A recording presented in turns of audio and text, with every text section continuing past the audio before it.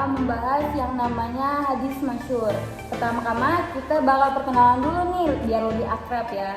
Aku Irene Regula Fitri dari jurusan Hukum Ekonomi Syariah Fakultas Syariah dan Hukum. Dan di sebelah aku siapa nih? Halo, nama aku Rizka Fitri Angina Putri. Aku sama kayak Irene, yaitu dari jurusan Hukum Ekonomi Syariah Fakultas Syariah dan Hukum, dan kami semester 2. Oke, tanpa berlama-lama ya kita lanjut aja. Kalian juga pasti penasaran kan apa itu hadis masyhur. Nah, aku bakal nanya nih ke Rizka, apa sih definisi atau menurut kamu itu hadis masyhur itu seperti apa? Oke, terima kasih sebelumnya Ren sudah menanyakan hal itu. Jadi di sini kita sharing-sharing aja lah, belajar bareng gitu. Jadi menurut buku yang saya baca, hadis masyhur itu menurut bahasa yaitu merupakan isim maf'ul dari kata samratul asra yang artinya menampakkan atau menjelaskan sesuatu perkara. Jadi di sini tuh maksudnya tuh lebih menampakkan secara jelas dan terlihat secara kasat mata seperti itu. Dan sedangkan menurut bahasa yaitu hadis yang diriwayatkan oleh 3 orang rawi atau lebih di tingkatannya asalkan jumlahnya tidak melebihi derajat mutawatir. Seperti itu, Ren. Nah, di sini juga saya mau menanyakan nih ke Teh Iren. Teh Iren, ada gak sih contoh dari hadis masyhur itu seperti apa? Baik, aku nemu nih salah satu contoh kayaknya dalam Al-Quran gitu. Nih yang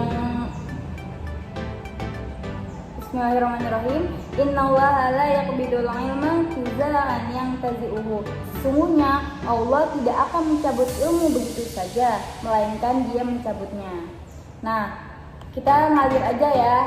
Menurut Teteh Rizka nih ya, kan ada nih di bawahnya hadis masyhur gitu kan, yaitu hadis mustafil. Iya.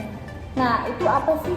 Ini saya akan menjawab ya pertanyaan Teh Iren tentang apa sih itu hadis mustafid. Jadi hadis mustafid itu menurut bahasa merupakan isim fa'il dari istafadla atau pecahan kata dari fadla alma yang berarti air yang berlimpah-limpah. Dinamakan seperti itu karena tersebar. Sedangkan menurut istilah itu ada 3 pendapat nih Teh Iren yang berbeda, yaitu yang pertama itu merupakan sinonim dari hadis masyhur atau merupakan kesamaan dari hadis masyhur, dan kedua yaitu hadis mustafid lebih spesifik dari hadis masyhur karena pada hadis ini disyaratkan pada kedua ujung sanadnya harus sama, sedangkan pada hadis masyhur hal itu tidak disyaratkan.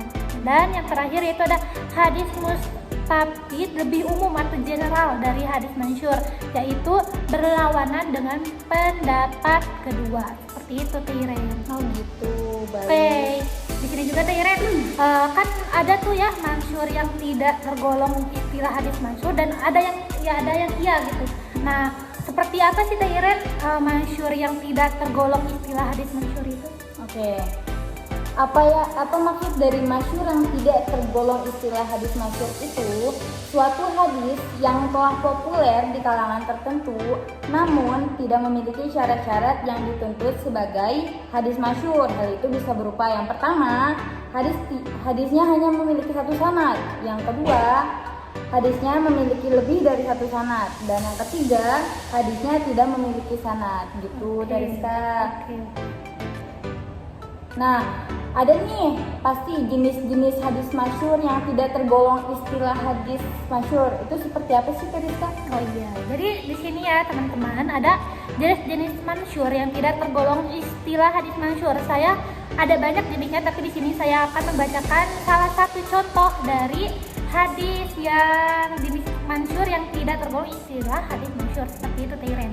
Yang pertama itu ada masyhur di kalangan ahli hadisnya. Contohnya adalah hadis yang diriwayatkan oleh Anas yang berbunyi, Anna Rasulullah sallallahu alaihi wasallam qanata syahran ba'da ruku'i yad'u ala ri'lin wa dakwan, yang artinya bahwa Rasulullah sallallahu alaihi wasallam melakukan doa kunut selama 1 bulan, dilakukan setelah ruku dengan mendoakan kabilah Ri'in dan Zakwan. Seperti itu. Baik-baik. Nah, di sini juga kan Teh Iren pasti ada tuh ya setiap kayak aturan-aturan di agama kita itu pasti ada tentang hukum Teh Iren. Nah, menurut Teh Iren tuh hukum hadis masyhur itu seperti apa sih? Hukum hadis masyhur itu, masyhur menurut istilah maupun yang tidak termasuk istilah tidak dapat diklaim sebagai hadis yang sahih ataupun tidak sahih. Melainkan ada yang sahih, ada yang hasan, dhaif, bahkan ada yang maudhu. Hadis masyhur menurut istilah hadis yang sahih memiliki kriteria yang lebih kuat dari hadis aziz dan hadis gharib gitu, Teriska.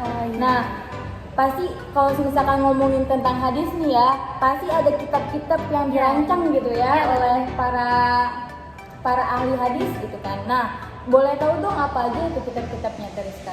Oke, di sini ya saya bersumber dari buku yang saya baca itu kan ada beberapa rekomendasi nih kitab-kitab yang populer di kalangan kita semua, yaitu kitab yang pertama itu ada kitab tentang Al-Maqasid Al-Hasanah Fima Ishtahara ala Al-Sinati karya As-Sakhawi, dan yang kedua yaitu ada Kashfu Al-Khofa wa Muza'il Al-Libas Fima Ishtahara min Al-Hadis ala Al-Sinati An-Nas karya Al-Ajiluni. Seperti itu, Iren. Baik, karena semuanya sudah terjawab ya teman-teman. Kita juga di sini masih belajar ya. Kita sama-sama belajar aja. Aku sama Teriska mau ngucapin makasih banyak buat kalian yang nonton sampai habis. Semoga bisa jadi pembelajaran ya buat kedepannya. Aku dan Teriska pamit diri ya teman-teman. Semoga dari penyampaian kita ini, podcast dari kita berdua ini bisa bermanfaat khususnya bagi kita dan bagi semuanya. Dan mohon maaf bila banyak kekurangan dari kita berdua. See you next time and wassalamualaikum warahmatullahi wabarakatuh. Dadah.